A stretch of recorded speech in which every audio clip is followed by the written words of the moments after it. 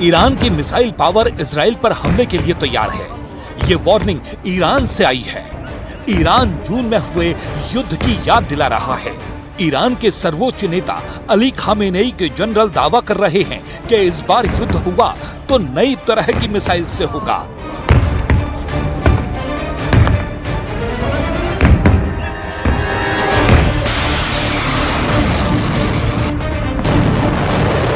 ऐसी मिसाइल जिसकी रेंज ज्यादा होगी ताकि वो दुश्मनों को लंबी दूरी तक तबाह कर पाए, जिसका पेलोड यानी वॉरहेड ज्यादा बड़ा और हाहाकार मचाने वाला होगा, जो स्टेल्थ होगी यानी उसको ट्रैक और इंटरसेप्ट करना यानी उसे मार गिराना भी मुश्किल होगा। ईरान के कमांडर दावा कर रहे हैं कि उसका नया मिसाइल जखीरा इतना खतरनाक होगा कि इजराइल को सरेंडर करने में 12 दिन का वक्त नहीं लगेगा। ईरान इस बार ऐसा जवाब देगा कि इजराइल 12 घंटे के अंदर सरेंडर कर देगा, यानी 12 दिन नहीं 12 घंटे वाली वार्निंग ईरान की तरफ से जारी की जा रही है।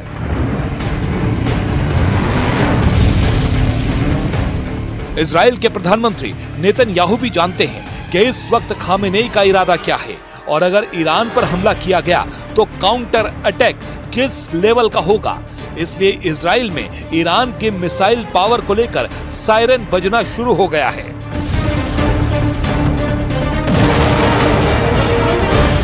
इजराइल की सेना ने ईरान के मिसाइल पावर को लेकर बहुत बड़ा दावा किया है। यह ऐसा दावा है जिसके बारे में पूरी दुनिया को अलर्ट कर रहा है इजराइल।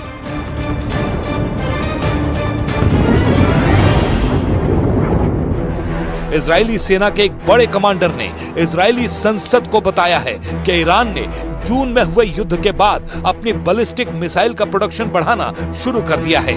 उसके मिसाइल ज्यादा रेंज की भी हैं, बड़े वॉरहेड से भी लैस हैं और उनको रोकना पहले जैसा आसान नहीं होगा। इजरायली सेना ने कहा है कि इस बात को नेतन्याहू सरकार बहुत गंभीरता से ले।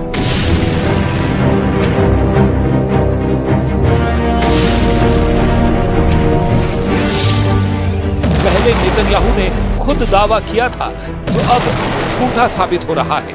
ईरान पर किए गए हमले के दौरान इजराइल ने उसकी मिसाइल अड्डों को तबाह करने का दावा कर दिया था, लेकिन अब इजराइल में ही कहा जा रहा है कि ईरान की मिसाइल पावर बरकरार ही नहीं बल्कि और आगे बढ़ रही है, जिसका सबसे बड़ा खतरा इजराइल को होगा।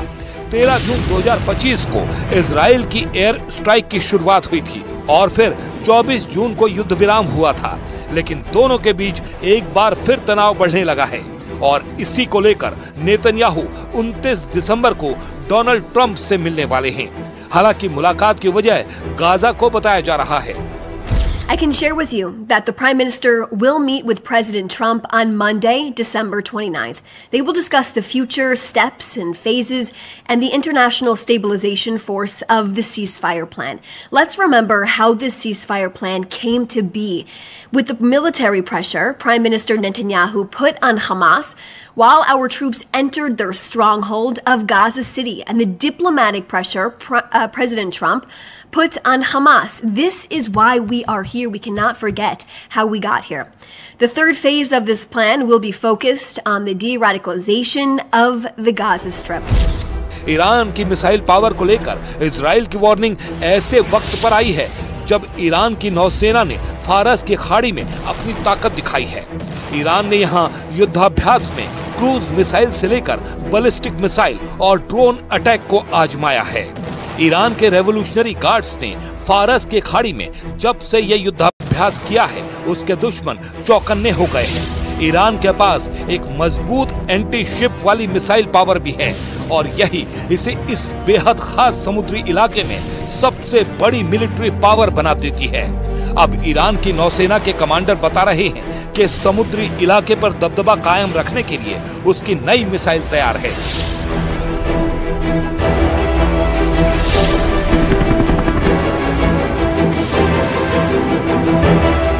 رو در خلیج فارس برای اولین بار استفاده کردیم که برد آن به طول خلیج فارس. یعنی چقدر؟ یعنی به طول خلیج فارس. یعنی در واقع بیش از طول خلیج فارس. بیش از طول خلیج فارس. حالا برن تحقیق کنن چقدر خلیج فارس طوله. یعنی هر جای خلیج فارس هدفی داشته باشیم. شما خلیج فارس 1375 کیلومتر بیش از طول خلیج فارس. ما این موشک رو الحمدلله در نیروی دریایی سپاه تولید کردیم. این موشک قابلیت‌های منحصر به فردی داره، قادر هست بعد از شلیک فرمان پذیره، فرمان میگیره. ईरान ने जिन एंटी शिप मिसाइलों को आजमाया है उनमें खास है कादिर 110 और कादिर 380 और गदीर। कादिर 110 की रेंज 300 किलोमीटर है, जबकि कादिर 380 की रेंज 1000 किलोमीटर से ज्यादा है। इस दौरान गदीर मिसाइल भी लॉन्च की गई, जिसकी रेंज 2000 किलोमीटर है।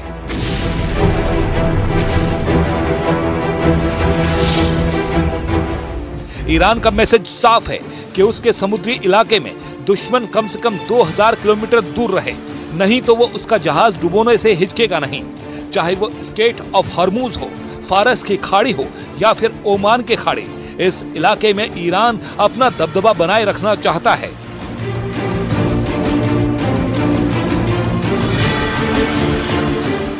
हॉर्मूज वाले समुद्री गलियारे में ईरान ने अपनी मिलिट्री ताकत दिखाने के लिए 2 जंगी जहाज उतार दिए हैं। इनमें एक का नाम है कुर्दिस्तान, नाम कब्रिस्तान है और मकसद फारस की खाड़ी में अमेरिकी नौसेना के कब्र खोदना है।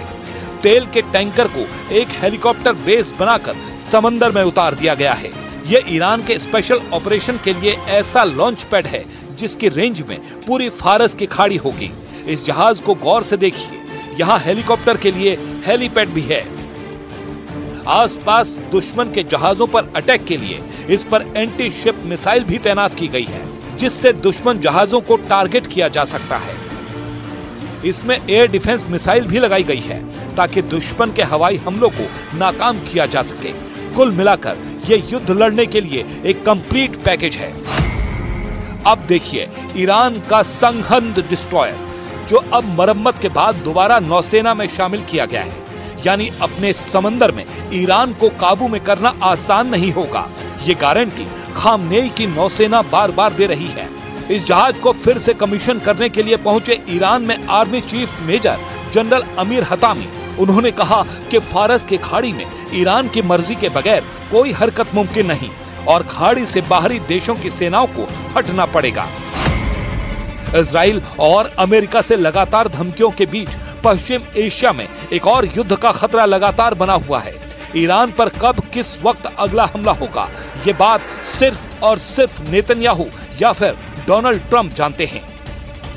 13 जून को ईरान पर हुए हमले को ट्रंप ने पहले सिर्फ इजराइल की हरकत बताया था, लेकिन बाद में उन्होंने कबूला कि ईरान पर लॉन्च किया गया अटैक मिशन इजराइल का एक्शन था, लेकिन इस एक्शन के इंचार्ज वो खुद थे। ऐसे में ट्रंप और नेतन्याहू दोनों पर भरोसा करना ईरान के लिए बहुत मुश्किल है। مردم ایران بدونن ما با دشمن هیچ تعارفی نداریم.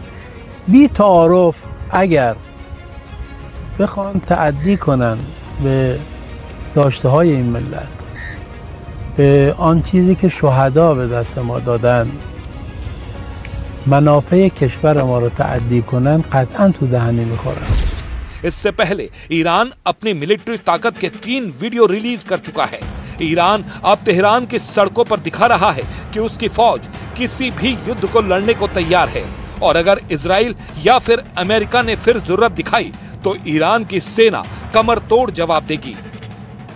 यह है ईरान की बसीज फोर्स। इस फोर्स में फौजी नहीं, आम लोगों में से भर्ती की जाती है और इस वक्त बसीज फोर्स को एक्टिव करने का मतलब है कि ईरान एक बड़े युद्ध की तैयारी में लग चुका है। बसीज का वीडियो दिखाकर ईरान अपनी ताकत का इजहार कर रहा है। ईरान बता रहा है कि उसका हर हिस्सा इजराइल और अमेरिका के खिलाफ वॉर मोड में जा चुका है। ईरान के 3 कमांडरों ने अमेरिका और इजराइल को बहुत बड़ी धमकी दी है। ईरान में ऑपरेशन रूम के नए commander major general Ali Abdullahi ने डराने वाला बयान दिया है। उन्होंने कहा है कि ईरान से लड़कर इजराइल को बहुत बड़ा झटका लगा है। ईरान में ब्रिगेडियर जनरल अली जहान शाही ने कहा है कि इजराइल की सेना पूरी तरह फेल साबित हुई है। ईरान की मिसाइल पावर पूरी तरह सुरक्षित है और लॉन्च होने को तैयार है। ईरान में army chief major general Amir Hatami ने कहा है कि फारस की खाड़ी में ईरान की मर्जी के बगैर कोई हरकत मुमकिन नहीं और खाड़ी से बाहरी देशों की सेनाओं को हटना पड़ेगा। ये तीनों कमांडर बता रहे हैं कि ईरान इस वक्त युद्ध के लिए पूरी तरह तैयार है। ईरान ने अपने सबसे बड़े दुश्मन यानी इजराइल और अमेरिका को डराने के लिए अपने 3 बड़े कमांडरों को उतार दिया है। ये तीनों कमांडर दावा कर रहे हैं कि अगला युद्ध हुआ तो अमेरिका और इजराइल बहुत ज्यादा पछताएंगे। यही वजह है कि ईरान अब 2.5 करोड़ लोगों को फौज में मोबिलाइज करने यानी उन्हें युद्ध के लिए तैयार करने का मैसेज दे रहा है। अगर इस बार ईरान और अमेरिका या फिर इजराइल के बीच जंग हुई तो समझ लीजिए कि गाजा और लेबनान के साथ यूक्रेन का युद्ध भी छोटा और मामूली नजर आएगा, क्योंकि अगर ईरान इस ताकत के साथ लड़ा तो फिर ईरान बचेगा या फिर उसके दुश्मन, क्योंकि पश्चिम एशिया में इजराइल और अमेरिका के अड्डों को बचाना फिर मुश्किल हो जाएगा। ईरान इसका ट्रेलर जून में हुए युद्ध में दिखा चुका है, जब ईरान ने इजराइल पर 550 से ज्यादा मिसाइल लॉन्च की थी और फिर हाइफा और तेल अवीव के अलावा इजराइल के मिलिट्री बेस भी ईरान का टारगेट बने थे। जून में हुई तबाही की तस्वीरें अब भी नेतन्याहू के दिलो दिमाग पर छाई हुई हैं और ईरान इसकी याद बार बार दिला रहा है।